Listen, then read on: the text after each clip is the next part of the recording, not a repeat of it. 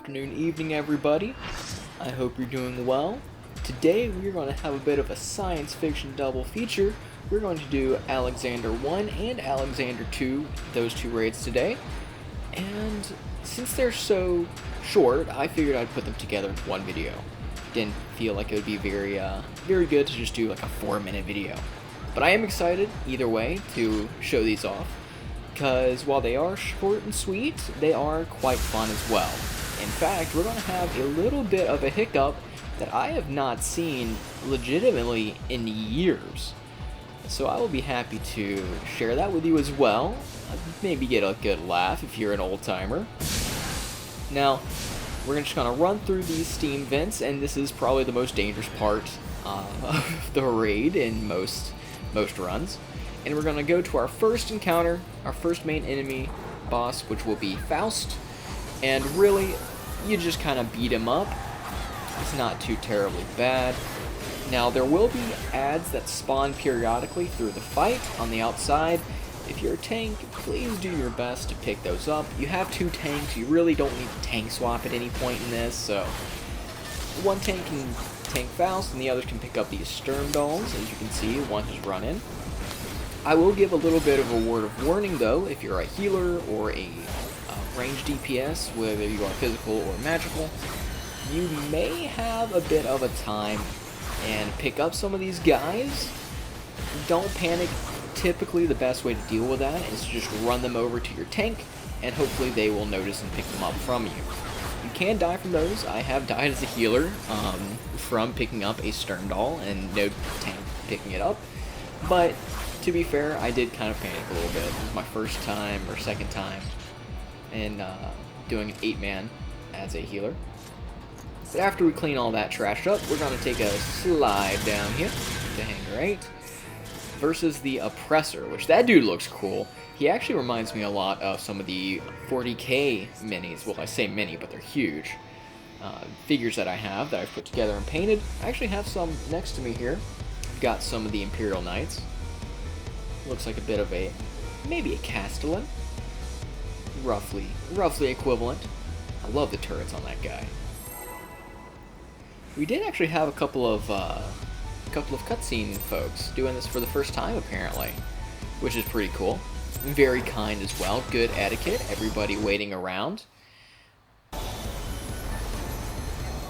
Now you can do this a bit better. You could probably go and use your Higanbana first, and then hit your samurai buttons that I have bound to T that gives you all the procs.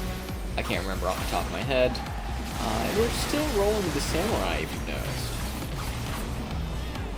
Now, you may be wondering, Smolk, why aren't you talking about the mechanics of the fight? Well, as you can see, we're almost halfway down. This guy and the next raid as well, you really don't see a whole lot of the mechanics. There is a couple things where you'll have the AoEs markers like you see there. You'll turn face direction and do a big old laser blast, which is pretty cool. There will be a chance for 2 ads to spawn and then run at players. Sometimes different players, sometimes the same. You just gotta be careful. And they'll explode. And then there's also a tracking AoE that will have a big angry red symbol. But that's about it. Nothing crazy. And once you get him down to about a third health, but below maybe 25%, you'll have to deal with a second Oppressor, Oppressor 0.5. Luckily, this guy has much less health, but this is also a bit of the problem as well.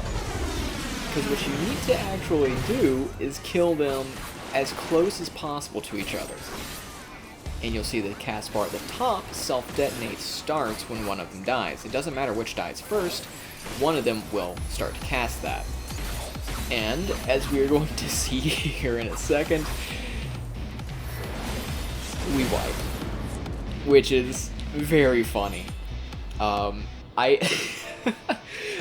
can tell that I'm typing there. Me and a couple of the other people who've been around for a while, we're having quite a bit of a laugh. I genuinely haven't seen that in years. I've not wiped that fight in years, much less from that. I think it was legitimately when Stormblood was around. years and years ago, the last time I saw that. So that gave me a good laugh. And if that happens to you, hey, no problems. Just get back in there, have a chuckle. This time, we're just going to continue to mop this guy up.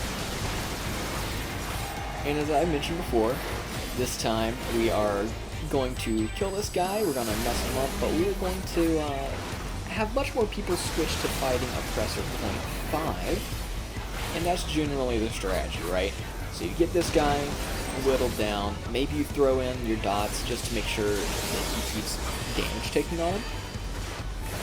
And then when Oppressor Point 5 walks out, everybody switches, or most of everybody switches to fighting him and burn him down since he's going to have the higher health bar. And that is just kind of a product of this content being fairly old, you know, some of the classes not being here. I don't believe, no, we do not have a Pictomancer in here, but you get a couple Pictomancers in this rig, and it goes pretty quick. You have to be a bit careful. But yeah, you know, just do that, you switch to the other one. Here are those two alarm ads, as you can see, and they will just start to chase other players. And there's that, you saw run past, the big angry red symbol over that person's head, just running around, nothing to be shocked or surprised or concerned about, just run away from your friends. As you can see, everybody is going for Oppressor Point 5 now.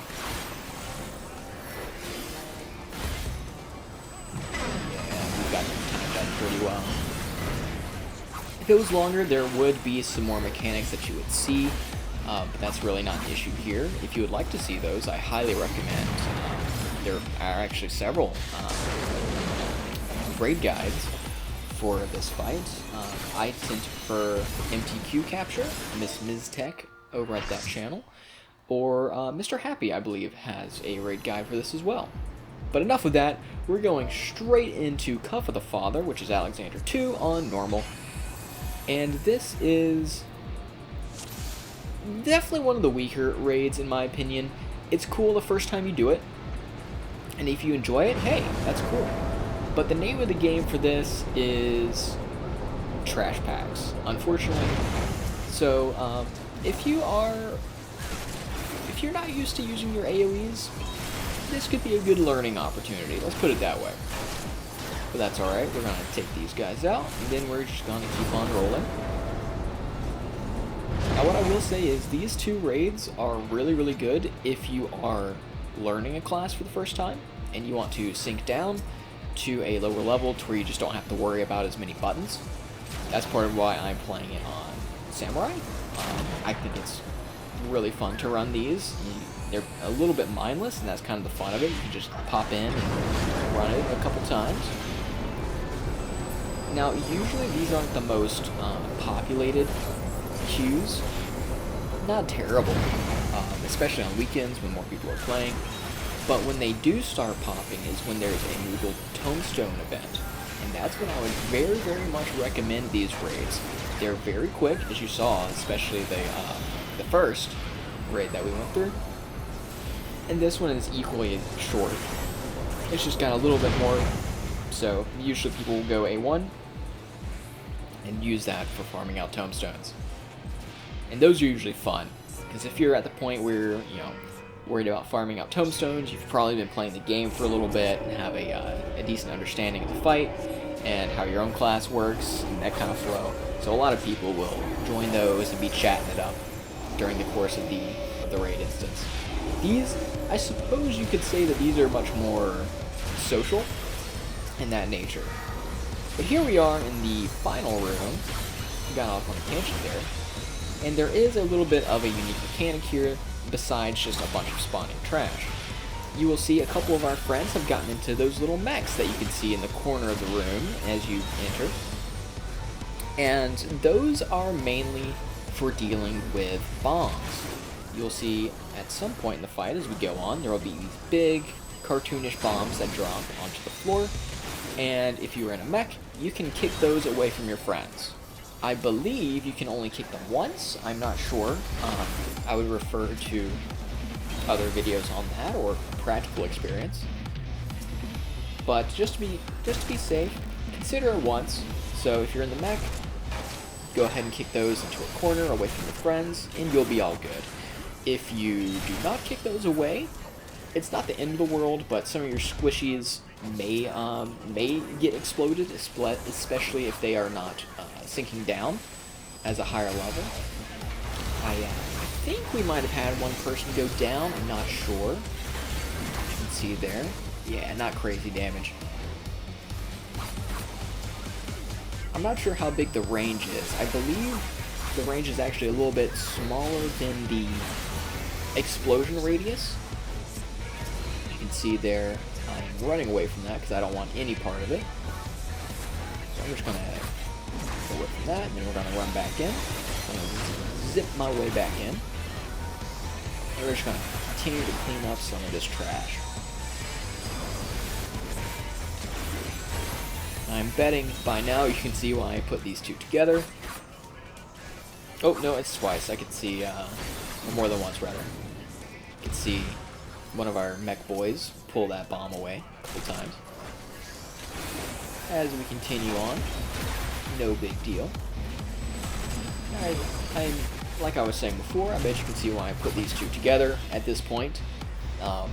There really isn't a whole lot to say about them.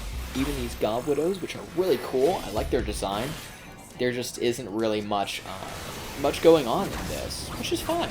Not everything needs to be a knockdown drag-out, but it's also part of the reason why I've really enjoyed Dawn Trail's raids, and the encounter design I think has been really cool.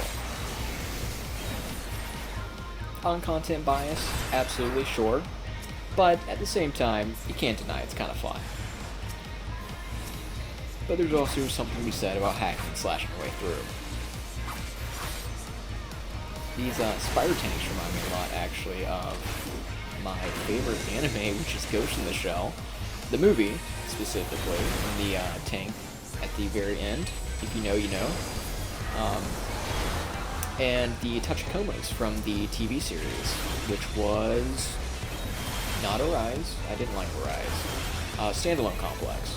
Which, if you haven't seen Standalone Complex and you prefer a TV series, check those out.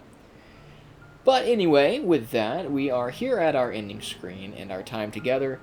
I hope you've had fun. I hope you get in there. I remember when I first went into these raids, I was like, oh man, a raid, level 60 raid, that's crazy.